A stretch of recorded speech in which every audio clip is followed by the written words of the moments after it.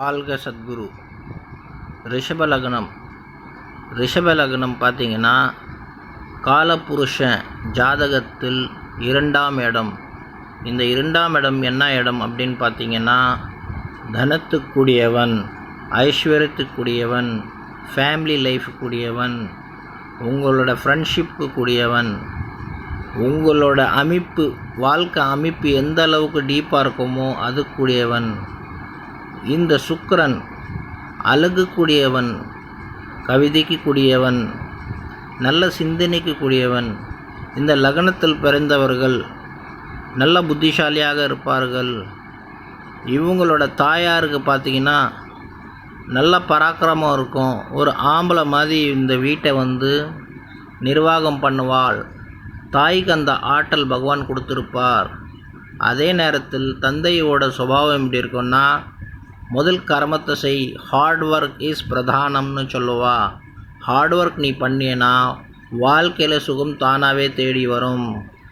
நேர்மையாக இருக்கணும், நல்லவனாக இருக்கணும்னு அப்பாவோட சுபாவம் இருக்கும். குழந்தைங்கள்லாம் பார்த்திங்கன்னா ரொம்ப புத்திசாலியான குழந்தைங்க பிறக்கும். ரொம்ப அறிவுள்ள குழந்தைங்கள் இவங்களுக்கு பிறக்கும்.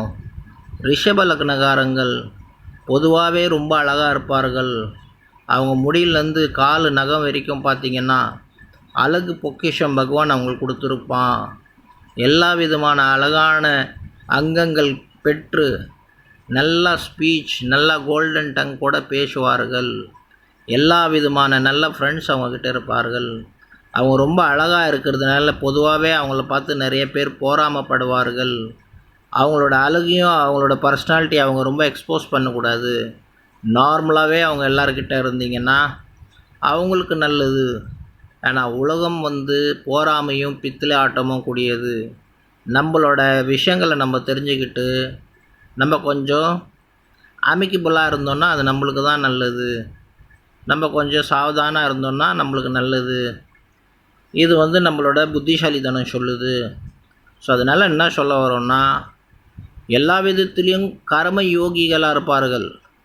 சனீஸ்வரன் இவங்களுக்கு ரொம்ப நல்ல யோகக்கார கிரகன். எல்லா விதமான நல்ல விஷயங்கள், சனி நல்லா ஜாதகத்தில் உட்காந்துட்டா எல்லா விதமான ப்ராப்ளம்ஸை சால்வ் பண்ணுவார். எல்லா விதமான கர்மங்கள், ஹார்ட் ஒர்க் உடனே செய்யக்கூடியவர்கள்.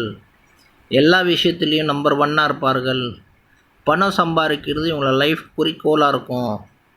அதை நல்ல விஷயத்துக்கு யூஸ் பண்ணுவார்கள். நல்ல கிரகங்கள் நல்ல இடத்துல உட்காந்து விட்டால். ஃப்ரெண்ட்ஸ், நாங்களும் ஜாதகம் பார்க்குறோம். உங்களுக்கு விருப்பமாக இருந்தால் எங்ககிட்டயே பார்க்கலாம். நல்லா ஜோதிடன் அவனே பார்த்துட்டு அவனே உங்களை பற்றி சொல்லுவான். அவங்ககிட்ட எதுவும் கேட்க மாட்டான். இது ஒரு சிறந்த ஜோசியக்காரனுக்கு அடையாளம். ஸோ இந்த மாதிரி ரிஷப லக்னத்துக்கு மிகப்பெரிய யோகங்கள் உள்ள லக்னம்னு சொல்லலாம். இந்த லக்னத்துக்கு என்ன ஒரு பியூட்டி அப்படின்னு பார்த்தீங்கன்னா, லக்னாதிபதி சுக்கிரன், பாக்யாதிபதி சனீஸ்வரன், சூரியபுத்திர சனீஸ்வரன். ஸோ இவங்ககிட்ட கர்மமும் இருக்கும், அழகும் இருக்கும், அண்ட் கோல்டன் டங் ஸ்பீச்சும் இருக்கும். இந்த கோல்டன் டங் ஸ்பீச் இருக்கிறதுனால பொதுவாகவே நிறைய பேர் இவங்கள பார்த்து பொறாமைப்படுவார்கள். என்ன காரணம்னா, இவங்களோட டைனமிக் பர்சனாலிட்டியை வச்சு இவங்க எல்லாரையும் அட்ராக்ட் பண்ணிவிடுவாங்க. ஸோ இவங்களுக்கு பகவான் ஒரு சில புண்ணியத்தோட பிறக்க வைக்கிறான். காரணம், இவங்களே ஒரு புண்ணிய ஆத்மா. நம்ம புண்ணியம் பண்ணதானே அந்த நம்மளோட பர்சனாலிட்டி பகவான் அது மாதிரி கொடுப்பான். ஸோ இந்த மாதிரி ரிஷப லக்னகாரங்களுக்கு தாயாரோட பராக்கிரமம், அப்பாவோட கர்ம சிந்தனையும், பிள்ளைங்கள் புத்திசாலி பிள்ளைகள், இந்த மாதிரி ஃப்ரெண்ட்ஸுங்களும் பார்த்திங்கன்னா ரொம்ப ஹார்ட் ஒர்க்கிங் ஃப்ரெண்ட்ஸ் தான் இவங்களுக்கு பிடிக்கும். ஸோ இந்த மாதிரி இவங்களோட சரௌண்டிங்ஸ் இருக்கும். அண்ட் இவங்க நல்லா ஒரு ஹியூமனாக இருந்து ஜனங்களுக்கு நல்லதும் செய்வாங்க. ஒரு நல்ல ஹியூமனாகவும் இருப்பாங்க.